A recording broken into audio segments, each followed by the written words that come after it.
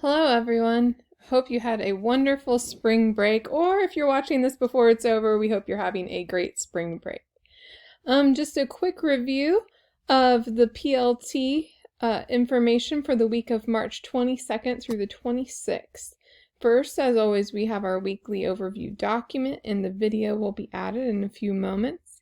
Then for our training and tasks, updating grades and syncing them to Canvas and Infinite Campus weekly.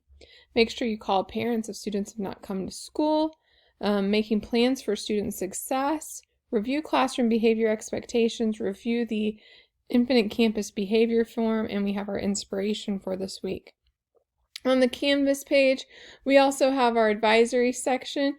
It's not up right now because it's Friday, the last day before spring break, so those will be up in time for you to be ready for Monday, March 22nd.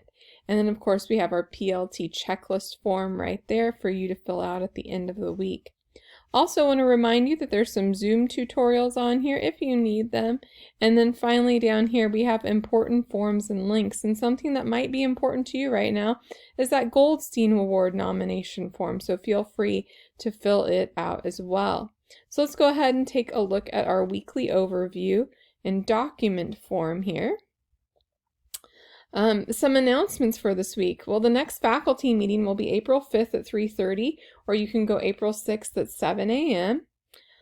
Also, continue talking to your department head about your views of student-led conferences and parent-teacher conferences for the future. And a plan is currently being formulated for iPad check-ins.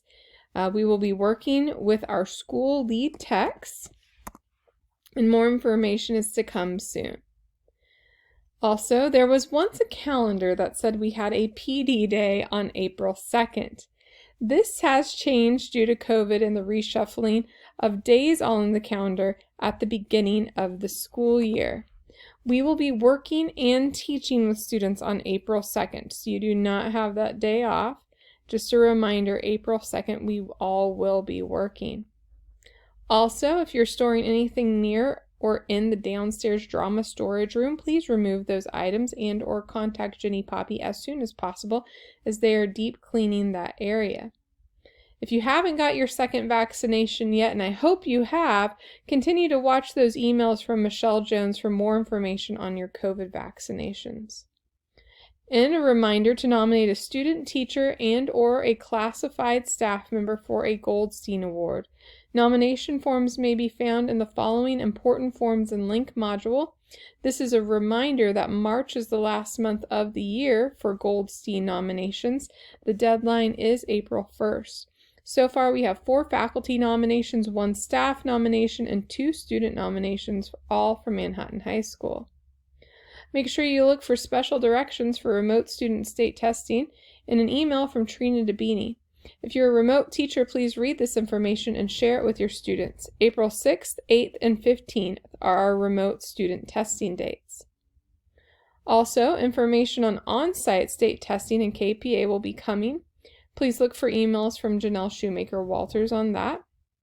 Continue working on your learning assurance forms. They are required by the state, and please continue to get those forms from your students, even if that means a call home repeatedly, or even asking students who think they've already turned it in with another sibling to turn it in again, as those forms are required. And finally, our important points. Make sure all assignments and resources are in Canvas for availability when students are isolating or quarantining. Any alternative plan for assigning work, providing information, and returning work has to be clearly communicated to the student and parents or guardians. Make sure you take attendance at the beginning of the hour and fix any inaccuracies at the end of the hour. And finally, if a student shows up in your class and is marked QCC, Quarantine Close Contact, in Infinite Campus, they should be immediately sent to their grade level administrator and or nurse. Now here's some trainings and tasks for this week. Make sure you've updated your grades and they were synced to Canvas and Infinite Campus and that you're doing that weekly. The most accurate grade needs to be in Infinite Campus at all times so that parents, administrators, and counselors can easily see student grades. Also, make sure to call parents or guardians if students are not coming to class or turning in work. And you always have the help of grade level counselors, administrators, and the MTSS coordinator if you need assistance, with a student. And here's a new bit. Make a plan for student success. Many of our students are struggling and failing right now. So what are 3 action steps that you can take to maybe help your struggling student? Share your 3 action steps in the PLT checklist form. There's an extra question left there for you this week. Examples you might give are extend deadlines, offer study sessions via Zoom or after school, or focus on standards instead of points. Next, please revisit your clear classroom behavioral expectations and update them for starting class after spring break. Make sure to establish expectations for mask wearing, the use of a passbook, the lack of movement during advisory flex time, and the other usual behaviors that you have expectations for. Make sure you review the behavioral referral video just in case you should have an incident in your class in which you would need to send a student to the office. That is the time you would want to fill out a behavioral referral form. And finally, for our inspiration this week, as always, this is optional and we leave it up for 2 weeks because we know you're busy and may not have time to catch it in the first week. This video is by a fantastic activist and poet, Prince Ia. It's a poem called What is School For? And it's a great reminder of a student perspective and our purpose as educators and the purpose of a school. So if you have a comment about it, feel free to leave it in the comments section. Also, if you have any ideas that you think would be good for inspiration for our teachers, you can leave that there too. Advisory on Monday are grade checks and study tips for students. On Thursday, grades 10 through 12 will be doing the virtual career fair. As always, fill out that PLT checklist form. We appreciate that, and that is our mode of collaboration as a school. And now for our one and only question. The question was, would it be possible to get a list of kids who still need to turn in assurance forms? I'm pretty sure that many kids have no idea. And the answer is, well, please check your email from Barb Clark from February 25th to see which students still need to turn in their learning assurance forms, as she sent out an email concerning your advisory students. But if you have a specific question about this, make sure you email Barb Clark and she'll get back with you. Some comments? I watched each of the inspirational videos and was surprised how inspired I was by each, although I had seen a couple before. Thanks, Gail. Secondly, Leslie Campbell said, I enjoyed the video about the teacher letter over spring break. Well, we're glad you did. And Kane Davis is in all caps telling us there's 1 more quarter and we can do this. Thank you so much, Kane, for your enthusiasm. And we had a large selection of Tell Me Something Good comments, which is great to have right before spring break. Tracy Riddy said some students have made some great changes and are being much more successful this semester. Kane Davis said it's almost spring break. Gail Hughes was talked about advisory attendance and how it seems to be more consistent this semester for my advisory students. That's great. Next, Susan Copeland said, all the videos in Canvas are so helpful, especially for a quick reminder for activities we do once a semester or so.